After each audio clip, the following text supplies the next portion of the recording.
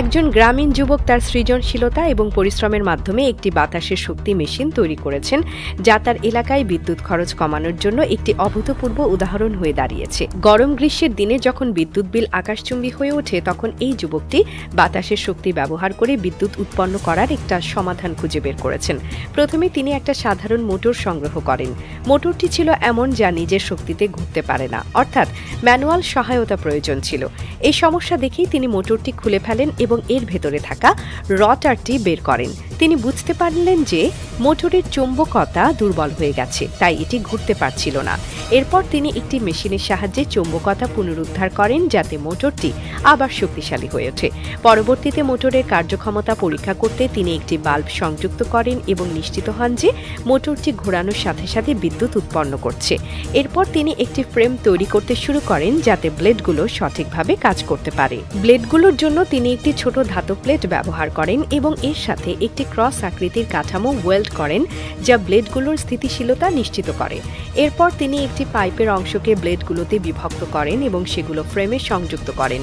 মোটরটি ওই ফ্রেমের সঙ্গে সুরক্ষিত করার পর পুরো অ্যাসেম্বলিটি প্রস্তুত হয়ে যায়। এই সব কাজ শেষে তিনি মেশিনটিকে ছাদের উপরে স্থাপন করেন, যেখানে বাতাসের প্রবাহ ব্লেডগুলোকে ঘুরিয়ে বিদ্যুৎ উৎপন্ন করতে পারে।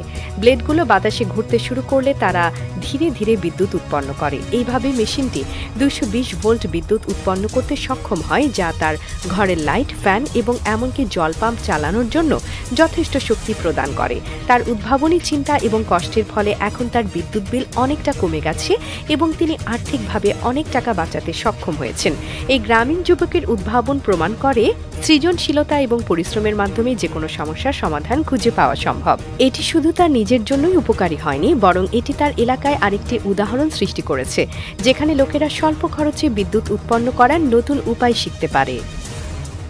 চকচকে কয়েন বা পয়সা দেখলেই আমাদের হাতছাড়া করতে ইচ্ছে হয় না, মনে হয় মাটির ব্যাংকে জমিয়ে রাখি। এই যে ঝকঝকে কয়েনগুলো দেখলেই নিজের কাছে রেখে দেবার যে প্রবল ইচ্ছা জাগে, আমরা কখনো কি ভেবে দেখেছি ফ্যাক্টরিতে কিভাবে কয়েন তৈরি হয়? কয়েন তৈরির প্রক্রিয়া একটি জটিল ও সূক্ষ্ম কার্যক্রম, যা বিভিন্ন ধাপে সম্পন্ন হয়। চলুন দেখে আসি বিভিন্ন জটিল ধাপগুলো। প্রথমে কয়েন তৈরির জন্য ধাতু নির্বাচন করা হয়। সাধারণ কয়েনের জন্য নির্ধারিত স্টেইনলেস স্টিল, নিকেল, তামা ধাতুকে 1200 ডিগ্রি উচ্চ তাপমাত্রায় গলিয়ে তরল করা হয়। তারপর একটি সলিড বারে এগুলো ঢালা হয়। তরল ধাতু জমে বড় শীটে রূপান্তরিত করা হয়। এরপর ওই শীটকে বড় কম্প্রেসারে দিয়ে উচ্চ চাপে কয়েনের মাপ অনুযায়ী পুরু করা হয়।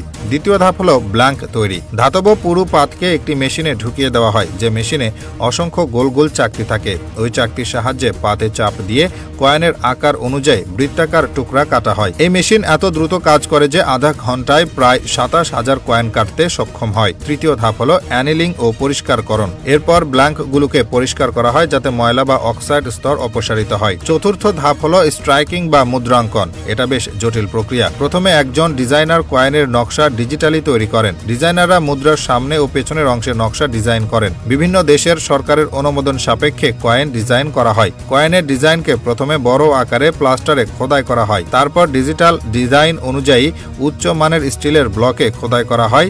একে ডাই বলা হয়। এরপর ডিজাইন স্পষ্ট করার জন্য কয়েনের গায়ে পালিশ ও চকচকে করা হয়। এই মেশিন মিনিটে 720টিরও বেশি কয়েন প্রিন্ট করতে পারে। পঞ্চম ধাপ হলো গুণমান নিয়ন্ত্রণ। প্রতিটি কয়েনকে কঠোর গুণমান নিয়ন্ত্রণের মাধ্যমে পরীক্ষা করা হয়। ত্রুটিপূর্ণ কয়েনগুলোকে পুনরায় গলিয়ে ফেলে নতুন করে কয়েন তৈরির কাজে ব্যবহার করা হয়। সকল পরীক্ষায় উত্তীর্ণ কয়েনগুলোকে গণনা করে প্যাকেজিং করা হয় এবং তারপর কেন্দ্রীয় ব্যাংক বা সংশ্লিষ্ট আর্থিক প্রতিষ্ঠানে বিতরণ করা হয়।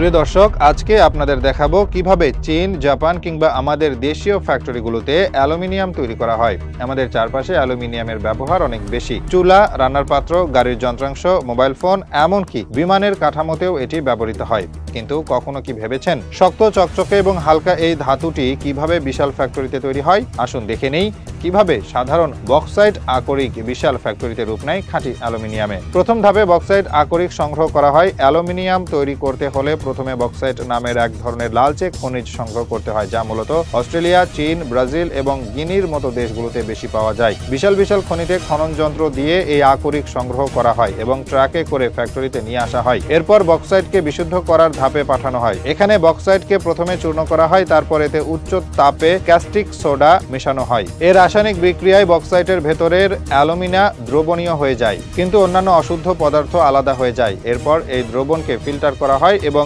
ধীরে ধীরে ঠান্ডা করা হয় যাতে খাঁটি অ্যালুমিনিয়াম অক্সাইড আলাদা হয়ে যায়। এই ধাপে পাওয়া যায় এক ধরনের সাদা গুঁড়ো যাকে অ্যালুমিনা বলে, তবে এখনো এটি সম্পূর্ণ অ্যালুমিনিয়াম ধাতুতে পরিণত হয়নি। এরপর আসে আসল ধাতু নিষ্কাশনের ধাপ। হেরল্ড প্রক্রিয়া ব্যবহার করা হয়। এখানে অ্যালুমিনিয়াম অক্সাইডকে বিশাল ইলেকট্রোলাইট সেলে গলিয়ে বিদ্যুৎ প্রবাহের মাধ্যমে বিশুদ্ধ অ্যালুমিনিয়ামে পরিণত করা হয়। এই প্রক্রিয়ায় বিশাল পরিমাণ বিদ্যুৎ ব্যবহার করা হয়, যা অনেক ক্ষেত্রেই জলবিদ্যুৎ বা সৌরশক্তি থেকে নেওয়া হয়। গলিত অবস্থায় থাকা এই অ্যালুমিনিয়াম ধীরে ধীরে নিচের দিকে জমা হয় এবং পরে এটিকে বিশাল বিশাল স্টিলের ছাঁচে ঢেলে শীট বা রডের আকারে তৈরি করা হয়। এরপর এটি ধাপে ধাপে ঠান্ডা করা হয় এবং শক্ত হয়ে যায়। এরপর অ্যালুমিনিয়ামের শীট বা রডগুলো বিশেষ রোলিং মেশিনের ভেতর দিয়ে চালানো হয় যাতে এগুলো একদম সমান, মসৃণ এবং নির্দিষ্ট আকৃতির হয়। কিছু ক্ষেত্রে এগুলো আরো হালকা ও মজবুত করার জন্য অতিরিক্ত তাপ দেওয়া হয়, যাকে বলা হয় অ্যানিলিং প্রসেস। সবশেষ ধাপে অ্যালুমিনিয়ামের মান পরীক্ষা করা হয় যাতে এটি যথেষ্ট শক্তিশালী এবং মজবুত কিনা তা নিশ্চিত করা হয়। এরপর অ্যালুমিনিয়ামের তৈরি শীট,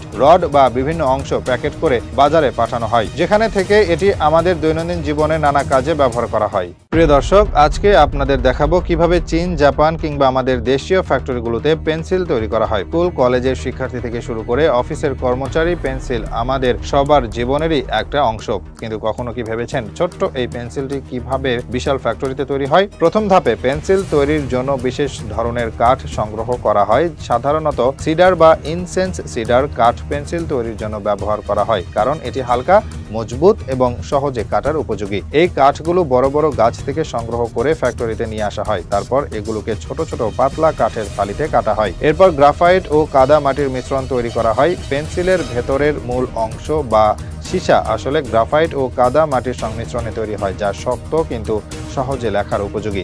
এই গ্রাফাইট মিশ্রণকে ভালোভাবে গুঁড়ো করে পানি দিয়ে একদম মসৃণ পেস্টের মতো তৈরি করা হয়। এরপর এটি সরু সরু ছাঁচের মধ্য দিয়ে টেনে বের করা হয় যাতে চিকন দণ্ডের মতো হয়, যা পরবর্তীতে পেন্সিলের ভেতরে বসানো হবে। এরপর এই গ্রাফাইটের দণ্ডগুলিকে ভালোভাবে শুকিয়ে ও শক্ত করে তাপ দেওয়া হয়। এরপর কাঠের দুটি অংশ তৈরি করা হয়। কাঠের এক পাশে সরু খাঁজ কাটা হয় যেখানে গ্রাফাইটের দণ্ডটি বসানো হবে। এরপর এই কাঠের উপর আঠা লাগিয়ে আরেকটি কাঠের অংশ দিয়ে ঢেকে দেওয়া হয় যেন এটি একদম মজবুত হয়। এখন কাঠের ব্লকটি দেখতে সাধারণ কাঠের টুকরোর মতো, কিন্তু ভেতরে রয়েছে গ্রাফাইট। এরপর এই কাঠের ব্লকগুলোর গোল করে পেন্সিলের আকৃতি দেওয়া হয়। বিশেষ কাটার মেশিনের মাধ্যমে একে একদম গোলাকার বা ষড়ভুজ আকৃতিতে রূপান্তরিত করা হয়। এরপরে এগুলোকে নির্দিষ্ট মাপ অনুযায়ী কেটে ফেলা হয় যাতে সব পেন্সিলের দৈর্ঘ্য সমান হয়। এরপর আসে রং ও লোগো প্রিন্টিং। সাধারণত পেন্সিলের উপর বিভিন্ন রঙের কোটিং দেওয়া হয় যাতে এটি দেখতে সুন্দর হয় এবং কাঠের গায়ে ময়লা না লাগে। কিছু প্রিমিয়াম ব্র্যান্ডের পেন্সিলে বিশেষ ধরনের ল্যাকারের প্রলেপ দেওয়া হয় যা এটিকে আরো চকচকে এবং পানি রোধী করে তোলে। এরপর কিছু পেন্সিলের পেছনের দিকে ইরেজার বা রাবার লাগানো হয়। ছোট্ট একটি ধাতব অংশ বা ফেরুল ব্যবহার করে রাবারটিকে শক্তভাবে পেন্সিলের মাথায় আটকানো হয়। সবশেষ ধাপে প্রতিটি পেন্সিল মান নিয়ন্ত্রণ পরীক্ষার জন্য পাঠানো হয়।